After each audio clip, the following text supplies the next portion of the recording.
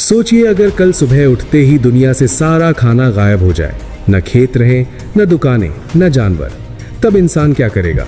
अब पीछे चलिए उस वक्त में जब इंसान के पास विकल्प नहीं थे, सिर्फ भूख थी और जंगल था। 25 लाख साल पहले इंसान शिकारी था, आजाद था, ताकतवर था। फिर इतिहास में एक ऐसा मोड़ आया जिसने भाले को हल में बदल दिया। सवाल ये नहीं कि इंसान ने खेती क्यों शुरू की, सवाल ये है क्या खेती ने इंसान को बदल दिया?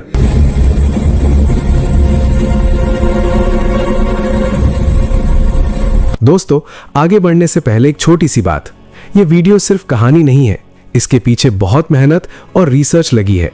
अगर आपको ऐसी सच्ची और दमदार कहानियां पसंद है तो चैनल को सब्सक्राइब कर लीजिए। आपका एक सब्सक्राइब हमें और बेहतर वीडियो बनाने की ताकत देता है। अब चलिए शुरू करते हैं। कहानी की शुरुआत करते हैं आज से करीब 25 लाख साल पहले। ये वो दौर था जिसे वैज्ञानिक प्लीस्टोसीन युग कहते हैं, यानी हिमयुग। धरती का एक बड़ा हिस्सा बर्फ की मोटी चादर से ढका हुआ था। जंगल घने थे और खतरा हर कदम पर था। हमारे पूर्वज उस समय आज के जैसे नहीं दिखते थे, लेकिन उनकी भूख आज से कहीं ज्यादा थी। उस समय का इंसान पूरी तरह से हंटर गैदरर था, यानी उसका जीवन दो ही चीजों पर टिका था, शिकार करना और कंदमूल इकट्ठा करना। लेकिन डेटा बताता है कि उस दौर में कैलोरी का मुख्य स्रोत मांस ही था। आखिर क्यों? सोचिए, उस ठंडे वातावरण में जहां पेड़ पौधे कम थे, वहां फल और सब्जियां साल भर नहीं मिल सकती थी। जिंदा रहने के लिए शरीर को भारी मात्रा में ऊर्जा चाहिए थी, और वो ऊर्जा सिर्फ फैट और प्रोटीन से मिल सकती थी, जो बड़े जानवरों के मांस में थी। उस समय का इंसान किसी शेर या चीते से कम नहीं था।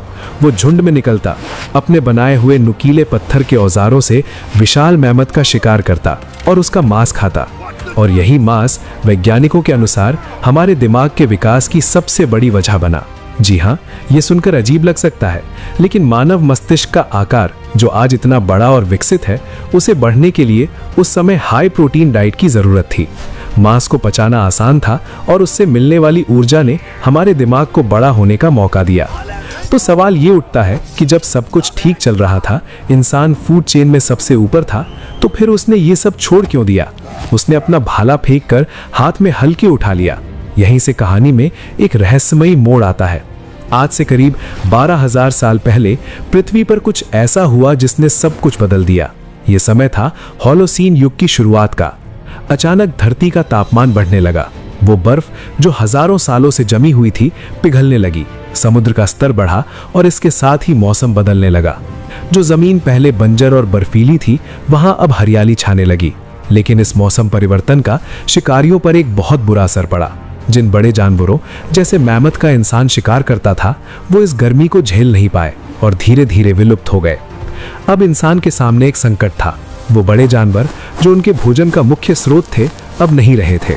छोटे जानवरों का शिकार करना मुश्किल था क्योंकि वो बहुत तेज भागते थे और उनसे उतनी ऊर्जा नहीं मिलती थी। भूख इंसान को सताने लगी थी। ये वही समय था जब इंसान ने अनजाने में अपनी जिंदगी की सबसे बड़ी खोज की। ये खोज किसी वैज्ञानिक प्रयोगशाला में नहीं, बल्कि मध्य पूर्व के उन इलाकों में हुई जिसे आज हम फर्टाइल क्रीसेंट कहते हैं, यानी आज का इराक, सीरिया और तुर्की का इलाका। जरा उस दृश्य की कल्पना कीजिए। एक थका हुआ शिकारी जो कई दिनों से भूखा है, जंगल में भटक रहा है। उसे शिकार नहीं मिला। थक कर वो एक नदी के किनारे बैठ जाता है। उसकी नजर वहां उग रही कुछ अजीब तरह की जंगली घास पर पड़ती है। वो देखता है कि उस घास के ऊपर छोटे छोटे दाने लगे हैं। भूख की मजबूरी में वो उन दानों को तोड़कर चबाता है। उसे एहसास होता है कि ये दाने ना सिर्फ उसका पेट भर रहे हैं, बल्कि इनका स्वाद भी मीठा है। ये और कुछ नहीं बल्कि जंगली गेहूं और जौ के पूर्वज थे। ये इंसान के शाकाहारी बनने की दिशा में पहला कदम था। लेकिन ये कदम उसने अपनी मर्जी से नहीं, बल्कि मजबूरी में उठाया था। शुरुआत में इंसान सिर्फ इन जंगली अनाजों को इकट्ठा करता था। वो अभी किसान नहीं बना था। वो बस इन दानों को जमा करता और खाता। लेकिन फिर उसने एक जादू देखा। उसने देखा कि जो दाने उससे जमीन पर गिर गए थे, कुछ समय बाद बारिश होने पर वहां से वैसे ही नए पौधे निकल आए। ये पल मानव इतिहास का यूरेका मोमेंट था। इंसान को समझ आ गया कि उसे भोजन की तलाश में यहाँ वहां भटकने की जरूरत नहीं है। वो भोजन को ढूंढने के बजाय भोजन को पैदा कर सकता है। लेकिन दोस्तों रुकिए, ये कहानी इतनी सीधी नहीं है जितनी दिखती है। इतिहासकार और मानव विज्ञानी यानी एंथ्रोपोलॉजिस्ट इसे कृषि क्रांति या एग्रीकल्चरल रेवोल्यूशन कहते हैं। लेकिन कुछ विद्वान जैसे युवाल नोआ हरारी इसे इतिहास का सबसे बड़ा धोखा भी कहते हैं। धोखा? जी हाँ। अब आप सोच रहे होंगे कि खेती तो विकास है, ये धोखा कैसे हो सकता है? तो सुनिए, जब इंसान शिकारी था तो उसका जीवन कठिन जरूर था, लेकिन उसके पास वक्त बहुत था। एक शिकारी को अपना पेट भरने के लिए दिन में सिर्फ 4 से 5 घंटे काम करना पड़ता था। बाकी समय वो आराम करता, खेलता और सोता था। उसका आहार भी बहुत विविध था, कभी मांस, कभी मछली, कभी फल, कभी कंदमूल।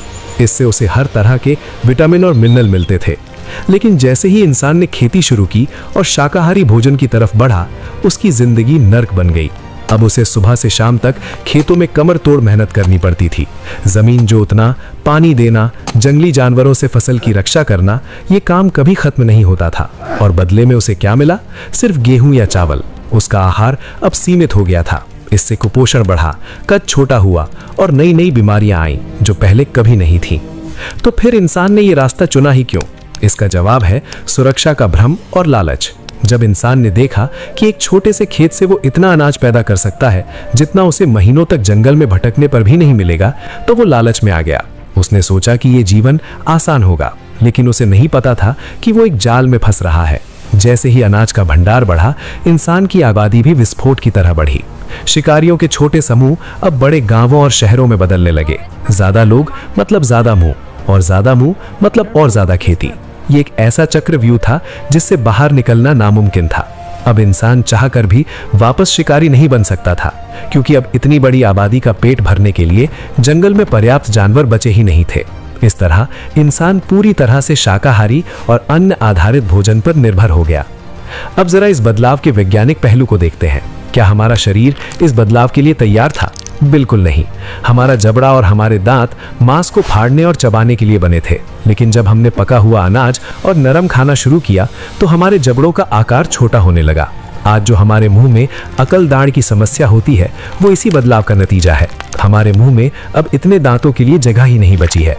इसके अलावा हमारा पाचन तंत्र भी बदला। दूध जो पहले सिर्फ बच्चे पीते थे, अब बड़े भी पीने लगे, क्योंकि जानवरों को पालतू बना लिया गया था। जिन लोगों के शरीर में दूध पचाने वाला जीन विकसित हुआ, वो बच गए और फले फूले। ये डार्विन का नेचुरल सिलेक्शन था जो हमारी आंखों के सामने हो रहा था। लेकिन कहानी में अभी भी एक बहुत बड़ा रहस्य बाकी है। क्या सिर्फ भूख और जलवायु परिवर्तन ही वो कारण था जिसने इंसान को शाकाहारी बनाया, या इसके पीछे कोई सामाजिक या धार्मिक कारण भी था? तुर्की में एक जगह है गोबेकली टेपे। 1990 के दशक में जब पुरातत्वविदों ने इसे खोदा तो उनके होश उड़ गए। वहां उन्हें पत्थर के विशाल खंभे मिले जिन पर जानवरों की नक्काशी थी। कार्बन डेटिंग से पता चला कि यह जगह करीब 12,000 साल पुरानी है, यानी खेती की शुरुआत से भी पहले की। पहले माना जाता था कि इंसान ने पहले खेती की, फिर गांव बसाए और फिर मंदिर बनाए, लेकिन गोबेकली टेपे ने इस सिद्धांत को उल्टा कर दिया। सबूत ये इशारा करते हैं कि इंसानों ने पहले एक जगह इकट्ठा होकर विशाल मंदिर बनाए और उन मंदिरों को बनाने वाले मजदूरों का पेट भरने के लिए आसपास खेती की शुरुआत हुई।